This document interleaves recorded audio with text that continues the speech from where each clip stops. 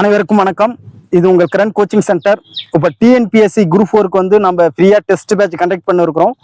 இப்போ already test number 1 முடிஞ்சிருச்சு. அந்த டெஸ்ட் நம்பர் 1 எழுதாதவங்க நான் மேலே லிங்க்ல தரேன் கொஷின் பேப்பர் வித் ஆன்சரோட. அதேமாரி டெஸ்ட் நம்பர் 2க்கும் கொஷின் பேப்பர் வந்து நான் லிங்க்ல கொடுக்குறேன். பிடிஎஃப் வந்து ஆன்சர் கீயோட கொடுக்குறேன். செக் பண்ணிட்டு டெஸ்ட் அட்டன் பண்ணிட்டு செக் பண்ணிட்டு மார்க்கை வந்து கமெண்ட்ஸ்ல தெரிவிங்க. ஏன்னா இருக்க போறது வந்து கரெக்டா 3 வாரம். நம்ம வாரத்துல ஒரு டெஸ்ட் கண்டக்ட் பண்றோம்.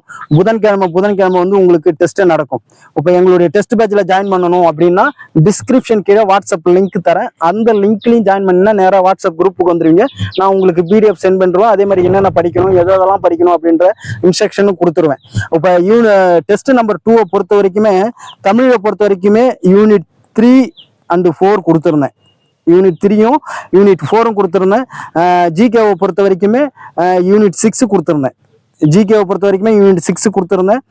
அதே மாதிரி மேக்ஸ் வந்து விகிதம் மற்றும் விகிதாச்சாரம் கொடுத்துருந்தோம். தனி வட்டி, கூட்டு வட்டி, இந்த 3 டாபிக்ல இருந்து 25 கொஸ்டின்ஸ் செட் பண்ணியிருக்கிறோம். அதாவது டிஎன்பிஎஸ்சி உடைய அப்டேட் கொஸ்டின்ஸ் நான் இப்போ கொடுத்துருக்கிறது எல்லாமே அப்டேட் கொஸ்டின்ஸ்.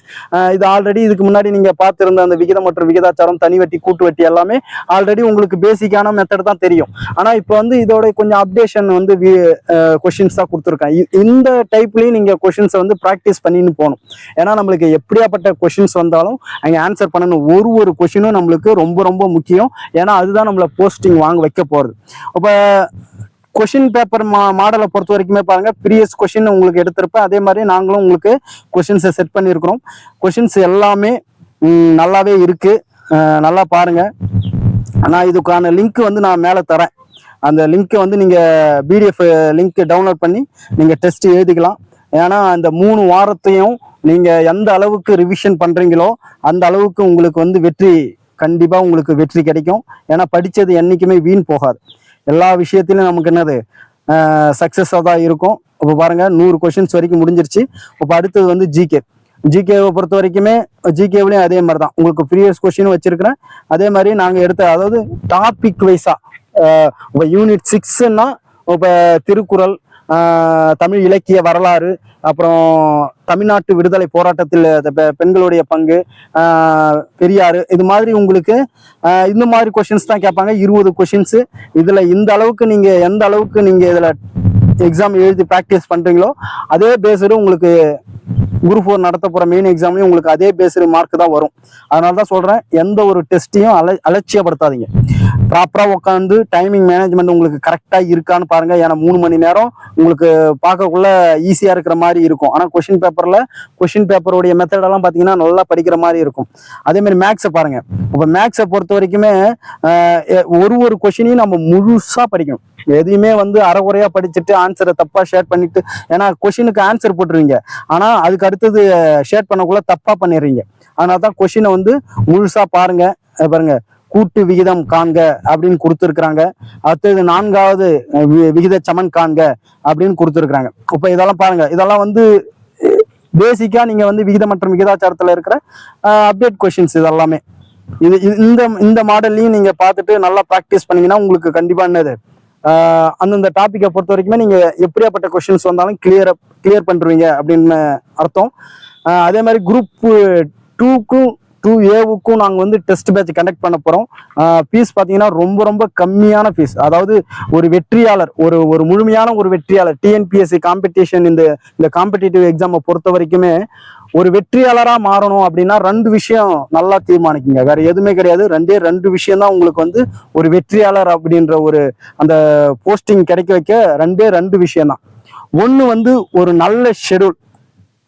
இந்த ஷெடியூலை பொறுத்த வரைக்குமே நீங்க எப்படி வந்து ஒரு கரெக்டான ஒரு ஷெடியூலை போடுறீங்களோ அப்போ வந்து அது வந்து உங்களுக்கு ஒரு வெற்றியா அமையும்.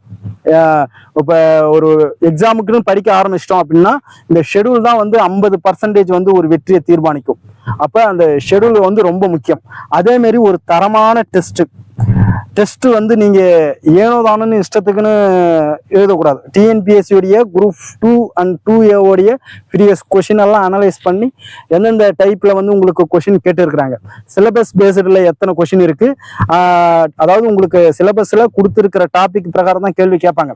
அப்போ புக்கில் எந்தெந்த டாபிக் இருக்கு, புக்கில் எந்தெந்த டாபிக் இல்லை, அது அதர் சோர்ஸ் எதை படிக்கணும், அப்போ அந்த அந்த புக்கில் இல்லாத டாபிக்ல கொஷின்ஸ் எப்படி இருக்கு, செட்டப் எப்படி இருக்கு, அப்போ நம்ம எப்படி படிக்கணும் அப்படின்னு நல்லா அலசி ஆராய்ஞ்சு அதுக்கப்புறம் தான் நீங்க என்னது டெஸ்ட் அந்த ஆங்கிள் தான் நீங்க என்ன பண்ணணும், டெஸ்ட் ப்ராக்டிஸ் பண்ணணும். இப்போ ப்ரீவியஸ் கொஸ்டின் எல்லாம் எடுத்தீங்கன்னா கேட்டதே இப்போ எல்லாத்தையுமே கொஸ்டினாவே எடுத்துட்டாங்க. இப்போ கேட்டதே திரும்ப திரும்ப ஆல்ட்ரேஷன் பண்ணி பண்ணி மாத்தி மாத்தி கேட்கறாங்க.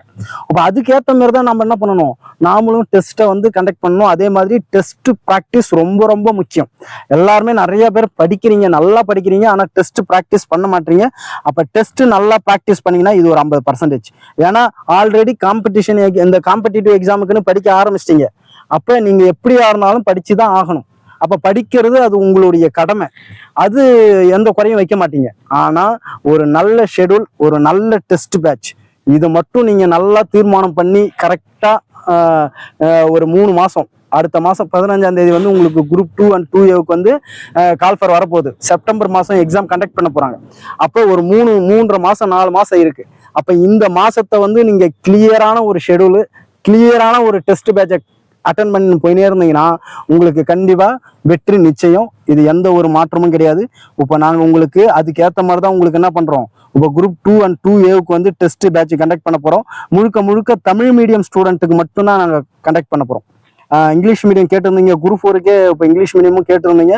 இப்போ இங்கிலீஷ் மீடியத்துக்கு நாங்கள் பண்ணலை, ஒன்லி தமிழ் ஸ்டூடெண்ட்டுக்கு மட்டும்தான் உங்களுக்கு என்ன பண்ண போறோம், டெஸ்ட் பேட்ச் கண்டக்ட் பண்ண போறோம்.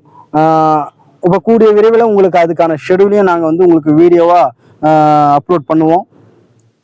Okay, thank you.